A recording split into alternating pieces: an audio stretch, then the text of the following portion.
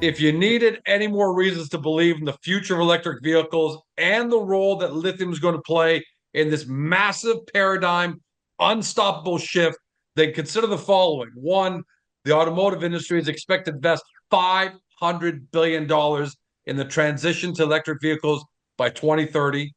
20 million electric vehicles are expected to be sold in 2025, and the Tesla Model S alone is reported to contain about 350 kilograms of lithium per vehicle. So, based on that, enter Lancaster Resources, a great exploration company with an incredible team that's dedicated to this emerging energy sector transition through the development of Net Zero Lithium, which is a great accomplishment on its own. Lancaster thinks it's going to help power the future of carbon-free lithium development and production, and the company believes on the verge of making a discovery at their lithium brine project in New Mexico. And that's the press we're talking about today. They received their drill permit approvals, and we're here to talk about that. Penny, welcome back. Thanks, George. Great to be here. Before we get into this press release, okay, and we're talking about is not you getting the permits, but why you've even gotten to this point. Big picture first, just for a minute. Let's talk about big picture lithium. What should people know about where lithium is going and why they should have exposure to lithium going forward? Sure. I mean, lithium demand is definitely projected to increase in the near term and in the long term. And it's not just electric vehicles that's expected to fuel that demand. It's also the demand for energy storage. So all of the changes that we're seeing to renewable energy. So whether it's a solar project or it's a wind project, all of those projects need energy storage because the supply of the energy, which is often electricity, doesn't match the demand. For example, you don't get solar power at night, but that's when you need your electricity the most. So you need to have that storage. The storage comes in the form of lithium ion batteries. So there's going to be even a bigger projected demand, even bigger demand for lithium ion storage than there even is for electric vehicles.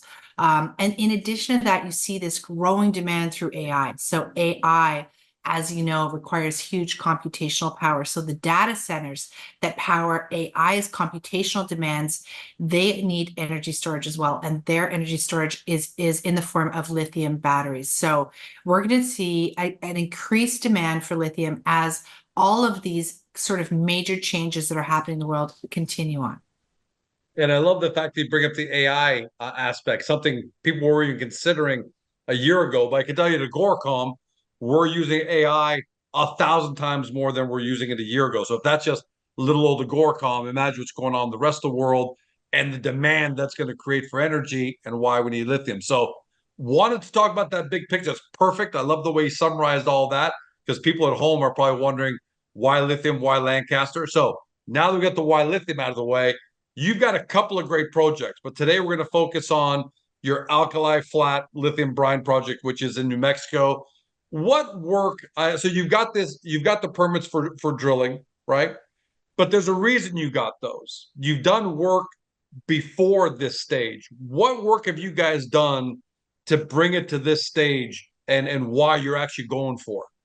Sure. And George, this is a very exciting project. It's really our flagship project. It's where we see the biggest opportunity that we can create in terms of value for shareholders because we think we're on the verge of a major discovery of a lithium deposit in the right area, the right type of lithium, and the right type of volumes that you would need to be commercially viable. And what we've done already, we picked the property up about 1.5 years ago. And just as we were picking up the property from Rodney Blakestead and his group, they had just finished really a couple of years of research. So they took the existing data from the NER sampling program. So that was a program commissioned by the U.S. Department of Energy 50 years ago to assess uranium values across the country. And they actually did geochem sampling for uranium. But more recently, the U.S. Geological system basically went out and retested all of that data for critical minerals, including lithium. And so the research that was done across the southwestern U.S. by this team included looking for all of the common elements, the common things you would see, the features in every successful commercial producing lithium brine deposit, combined and matched against the NER data, which now showed lithium values. So they were looking for a closed basin, an arid climate, a nearby volcanic activity, an old geological setting, and so on. And what they actually found in New Mexico was the second highest concentrations of lithium in the entire system, combined with every geological element that you would want to see if you were going to have a major brine deposit, including all of the elements that Clayton Valley has, except for the only thing that we haven't been able to test yet is really what is the lithium concentration that is in the aquifers that we know are there between 100 meters and sort of 700 meters below the ground. So we've done drone surveys, we've done additional geochemical sampling. We've basically done the work to determine where below the surface is that porous rock which holds the lithium brine, and are there any anomalies? Is there any resistivity anomalies? And we found them. So we found areas 100 meters to 200 meters down and 650 meters to 700 meters down. And we used an MT survey to find that. Now, an MT survey is great for basically finding where the porous rock is and finding where the anomalies are in resistivity, but it only goes 700 meters down. So what we found were two really clear targets that are quite large. So there are two massive aquifers on our property. And even just the area that because our property is about 20 square kilometers, even just the area that we covered, those aquifers go across the entire sections. So there's a massive amount of brine, two aquifers on our property that basically aren't ending. Like, we'll continue to do our exploration work after this initial drill program. And because of the anomalies in the resistivity, we know that there's salt. And where there's salt, it's highly likely that there's lithium as well. And because we've already done the surface analysis, which I think was up to around 146 parts per million, that's a pretty significant anomalous level for lithium. Even on the surface, we expect it to be much higher when we drill down. So that's the exciting thing about what we've done and sort of where we're going. So what's great is you've got all the indicators, first from the big, government survey and all the work they did, plus all the work that you guys done on surface and just a little bit below. You've pretty much got everything lined up. So now it's just a case of drill, baby, drill, right? What are you hoping to accomplish with the drill program? Is it, I mean, there's so many things you guys can accomplish. What are you guys really looking to accomplish with it? Really, this is our first drill program, our exploratory well that will go down and test both those aquifers. And although we'll be testing everything all the way along the way, the most, I guess, exciting part will be to see what is the level of concentration of lithium in both of those aquifers. If it's more than 100 parts per million, it's going to be commercial. But we could be significantly higher, which then it gets to be very, very interesting, because then the value will be much higher as well.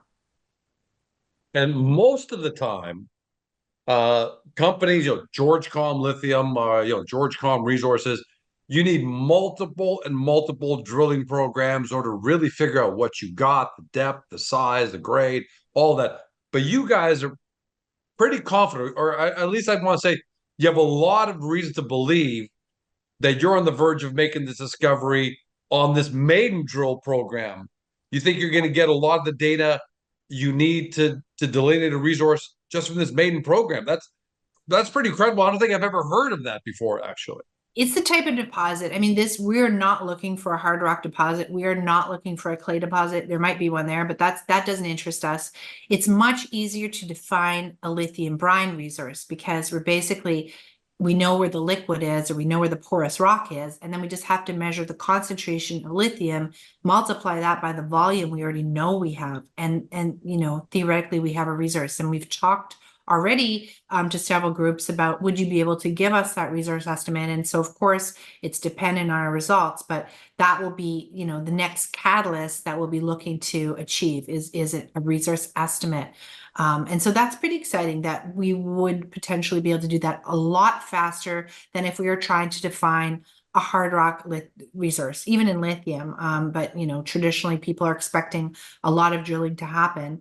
Doesn't mean we won't do more drilling. If we're successful in defining a resource very quickly, we will likely do a lot more drilling to expand that resource.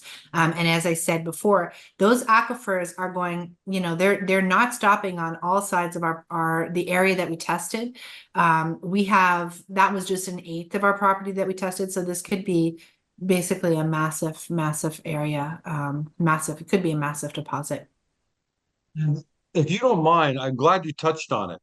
Hard rock versus lithium brine. There are a lot of people at home who won't understand the difference. I'm not asking you to make them a geology major, but just generally speaking, fireside chat wise, just explain a little bit about the difference between hard rock and lithium brine, which I think we can all kind of discern by just the names, but why lithium brine is so much faster for you to get to a decision as opposed to a hard rock deposit.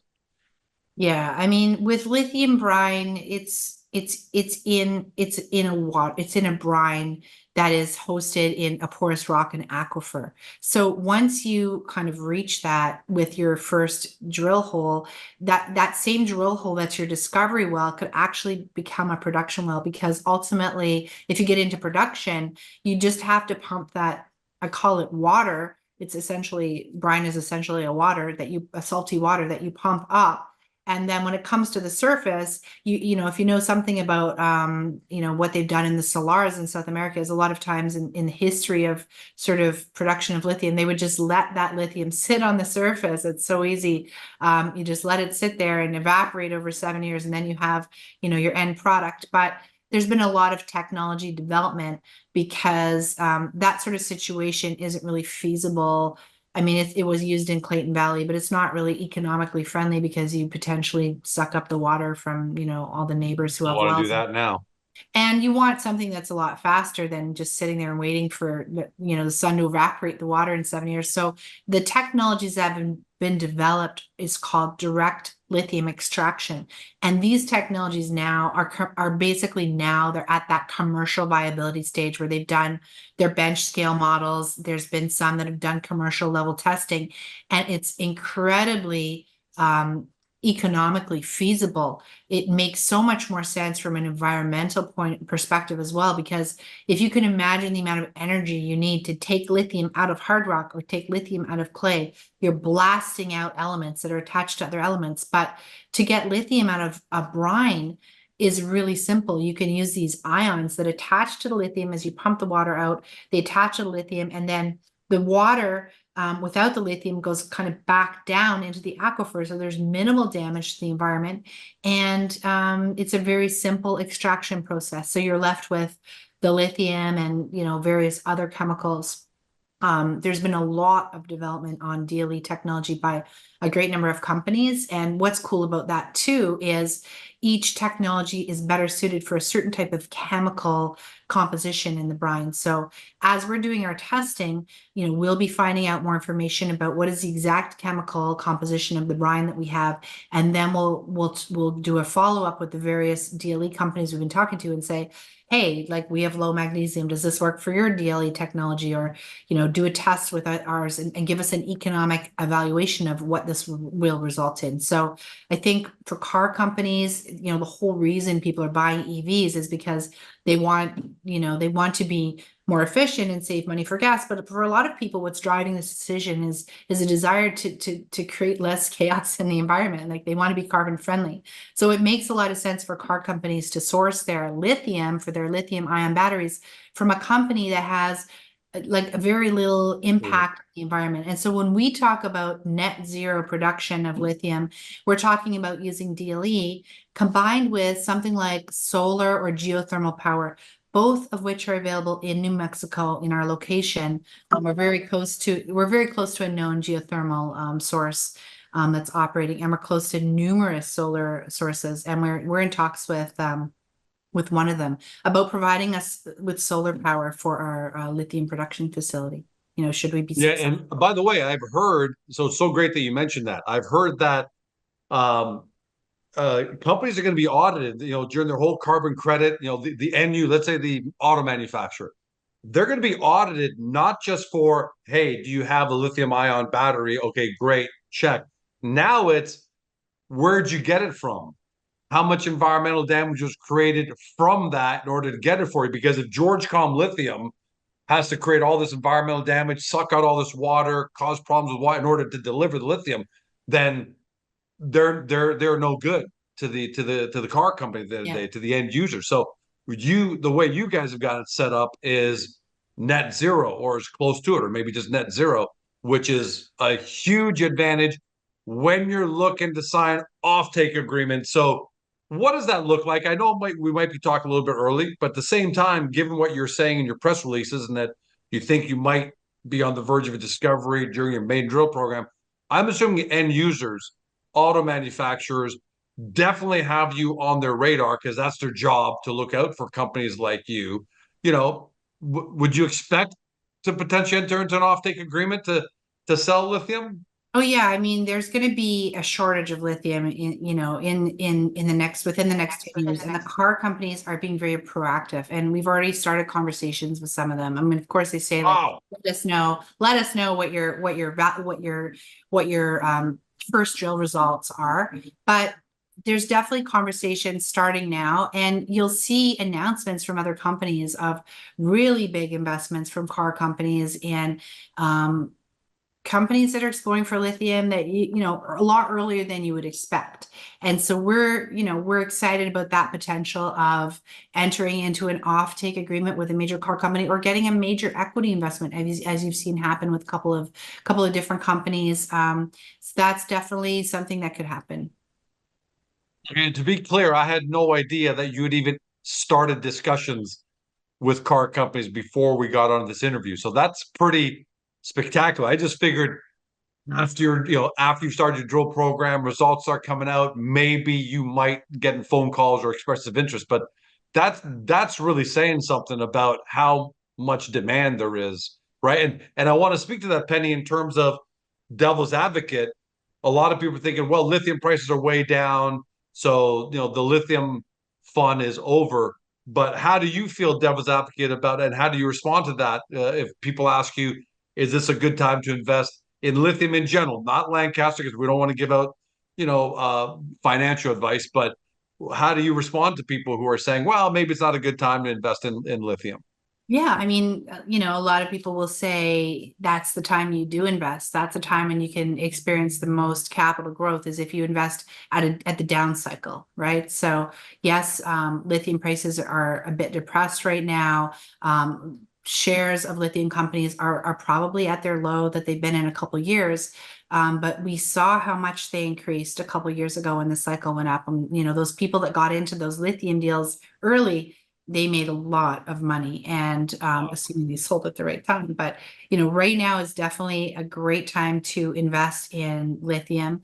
Who knows when it will start to go up again? It could be a month, it could be 3 months, it could be a little longer, but this is the time, in my opinion, that there's some really great lithium companies out there that you can buy their stock at a much better sort of price than say a year ago. So it's a really good opportunity to be able to make a huge capital gain. Yeah, and I would say anytime you're investing in a paradigm shift, for example, streaming of movies, Netflix was the leader in streaming of movies. If you believe back then, 25 years ago, that was going to be a paradigm shift, you don't necessarily worry about what the return is that you're going to get in a month or 3 months or even 12 months. You're looking 3, 5 years out because you want to be a part of that. So I think that's important when you say, where people's horizons have to be, because there really is no doubt. I don't know, maybe there's someone out there who's making an argument against it, but there really is no doubt that lithium is going to play a critical process in all of this. So I'm glad you addressed it that way, because right now, yeah, devil's advocate, the price of lithium has dropped, and a lot of supplies come on, and there's some consternation about uptake of electric vehicles, but the long term, that hockey stick growth to me looks unstoppable. Let's talk for a second about, you mentioned his name earlier. People probably didn't understand who you're referring to. Rodney Blakestead. You mentioned that name earlier. Tell us about his history in prospecting and why that influenced your decision to option the Alkali Flat Lithium Brine project from him? Sure. And Rodney's leading our geological program in New Mexico at the Alkali Flat Project, and we did option it from him and his team. And Rodney was really the driving force behind all the research that was done on that property. So he's a very successful geologist. I think he's been involved in over 40 discoveries in his career, mostly in gold. And he's been the person responsible for actually the prospector who discovered some of the biggest gold deposits in Alaska. So he actually found the biggest one, which was producing over $10 billion worth of gold. So he's a very smart guy. And the way that the way that he's approached it, as he's told me over the years, is he does a huge amount of research. So this research heavy approach is like what he did on Alkali Flat, because about 5 years ago, he turned his attention to lithium. And this research heavy approach is, I think, a cornerstone of his success in discovering major resources. And that research that he applied to the Alkali Flat area, every time I talk to him, I'm blown away at his knowledge on the background and the research he's done into lithium deposits. And it's pretty exciting because I think there's very few people in the world who have that knowledge base of, really where to look for a lithium brine deposit in the US. And finding it in the US is so important too. And I do want to mention, George, because, the US Inflation Reduction Act basically requires car companies to source their lithium from the United States if they're going to be able to pass on these certain rebates to the end consumer. And there's only one producing lithium deposit in the United States right now, and it's Clayton Valley. And what we have looks just like Clayton Valley. So when Rodney is doing his research, he's saying, look, this is what Clayton Valley has, and our project has this. Even now when we did our MT study and we found those targets that are 200 meters down and 700 meters down, that's the same sort of depth of aquifer that Clayton Valley has, and what they've relied on to be, producing massive amounts of lithium for the past decades, right? So the research that Roddy did and his success and his sort of dedication to all the preliminary work you do before really going boots on the ground, I think that's fundamental to his success, and we're really excited to be working with him. And really quickly, I know you got to go because you are a woman on the run. I love how you run your company. You've got so many things going on. Really quickly, timeline. When does the drilling? When does everything begin? And what does the cadence look like? Just so we know what to look for out of Lancaster this summer. Yeah, absolutely. We're talking to drilling companies right now. It took us 9 months to get our permits. So we had lots of conversations ongoing, but you can't really, pull that trigger until you know exactly when you can go in and do the drill. So we're having discussions right now. We got to find a drilling company that's available. Our favorite drilling company looks like they might be available. So that will be something, once we lock down that time, it's going to take only a couple weeks to drill. We expect to get the results within 6 weeks of that drilling, and then we'll make those public. This is going to be a great summer. So good luck with locking that all down, Penny. Thanks for joining us. Amazing overview of both the company and its Alkali Flat Project in New Mexico. Amazing. Can't wait to see what's up. But thanks for joining us. And for everybody at home, you've been watching or you've been listening by podcast on Spotify, Google, Apple, your favorite podcast platform. To Penny White, she's a CEO at Lancaster Resources, trades in Canada, LCR for our friends in the US, LANRF. For those new to the story, start your due diligence on Agoracom and then get over the Lancaster Resources website. Do your deep dive due diligence because you believe in the future of electric vehicles, of energy, and the role that lithium is going to play. Then you've got to take a close look at Lancaster Resources. Thanks for joining us. Have a great day. See you next time.